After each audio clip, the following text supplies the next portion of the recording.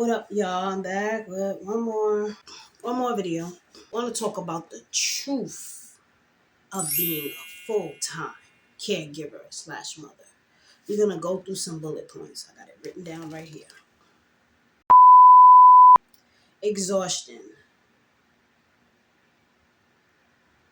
I don't even know if it's healthy how tired a single mom, dad, caregiver can be when you're doing everything. I don't even know if the level of tired, it seems like the level of tired can't even be met by sleep at this point.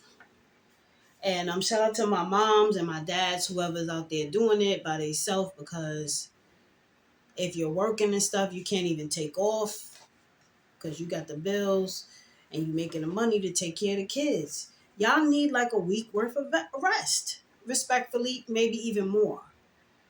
It is a level of exhaustion that can't even be explained when you are on the clock 24/7 for a kid without no help. Isolation. Now, this is a funny one.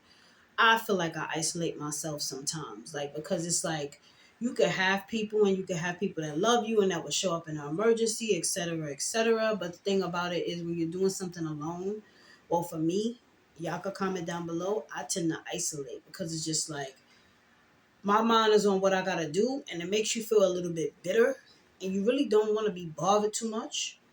So it's kind of like isolation is like, that's kind of like a go-to for me. Like I like to just not hear no one speak and just be in the middle of my own life.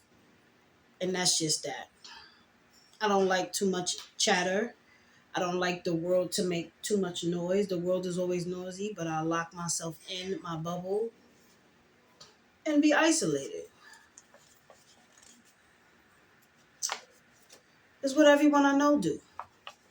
So, works for me. So yeah, isolation is just what it is. Like, routines are good for structure, but at the same time, they can be repetitive and tiring. Like, you ever found joy from a routine because you're truly grateful, you truly love your kid, you truly just, love being a parent. You would give anything for them. All the good parents out there, that's how it is. But at the same time, sometimes if that routine of everything you have to do for them, for yourself, it gets tiring and it gets, how can I say? It can feel overwhelming, even though this is the same thing you're doing every day. People will probably think, but this is your routine. Is it less overwhelming because you're used to it? No, it's overwhelming because it's what I have to do all the time. So it could just be, routines could be very overwhelming. But then sometimes I really look at them from a joyful perspective and a happy perspective because I'm so glad to just be making life happen, if that makes sense. Comment down below. Finding the moments for yourself. This is important. You deserve a moment for yourself. I don't care if you have to lock yourself in the bathroom and cry. I don't care if it's just a bubble bath. I don't care if it's just a trip to Dollar Tree. I know I love Dollar Tree and Dollar General. So you go where you want to go. That's my example I'm going to put in here. But I don't care what it is. Find time for yourself. I don't care if while they're in school, you just walk the subway and get a sandwich. Find time for yourself. I always find time for myself. I do. And I still be aggravated, but it do help me feel more lighter. It do help me feel more happy when I know I did something for myself. I don't care if you're just walking to a beauty supply store, fellas for a do-rag, ladies for a lip gloss. Find time for yourself. Because if you're a good parent, you deserve that. And you should just really have those moments for yourself. Or even go walk to the corner store or the deli if they make good food. You don't feel like going far, get a good meal, get a Nantucket bucket, fuck it. No, not Nantucket. Whatever y'all drink. But yeah, I just wanted to say the rhyme from the song. But yeah, get yourself a meal and a nice cold drink, put on your show, have that 2 hours to yourself. Just 2 hours out of however many hours you have while your child is in school. Find time for yourself. It does count. You might feel like it don't count, but it does count. And you really won't see it until you start to do it. The burnout. The burnout is basically, I feel like the burnout is the crash out because it just kind of feels like nothing ain't working. The time to yourself, trying to do things for yourself. Like everything is piled on you, the bills, the stress, whatever your children got going on, whatever you got going on personally, mentally, physically, emotionally, and nothing feel like is working at that moment. That is, I feel like, a complete burnout. And that's when I feel like even before the burnout, I think we should all be in some therapy.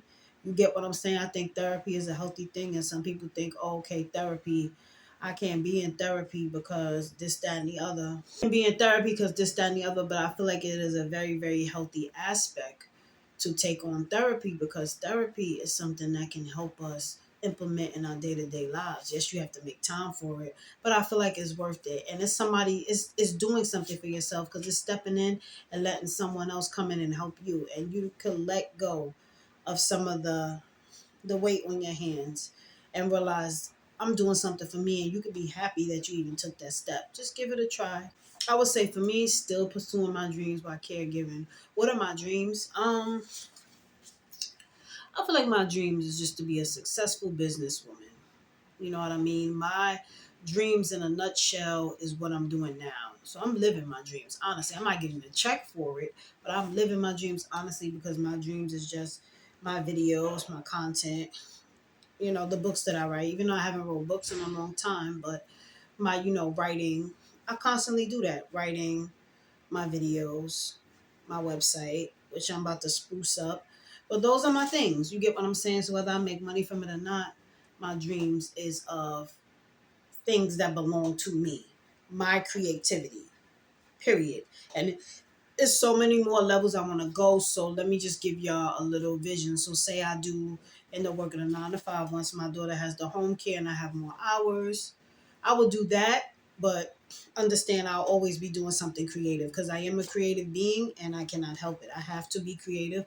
I have to speak. I have to do something creative, something that's from my art, my heart, my mind, my vision will always, even if it's not the thing that gets me a check, it will always be an implement, because I'm a creative being and I love to be creative and I love to share what's on my mind, heart, spirit, body, soul. Okay, so that is my dreams in a nutshell. Now, if these things I'm doing don't make money, what would be? It would be, my dream would kind of look like a regular job. You get what I'm saying, but not regular money. Good paying career and some type of business that belongs to me, that's making me income. Even if it's not the things I'm doing now, even if it's something else, some type of business that is bringing in income for me, that is mine. So that would be my dream. Something that is mine. Initially, 2 or 3 forms of income is my dream. Honest money, good money, creativity from the heart, in the office, all of it together. So anyway, if you like this video, make sure you like, comment, and subscribe.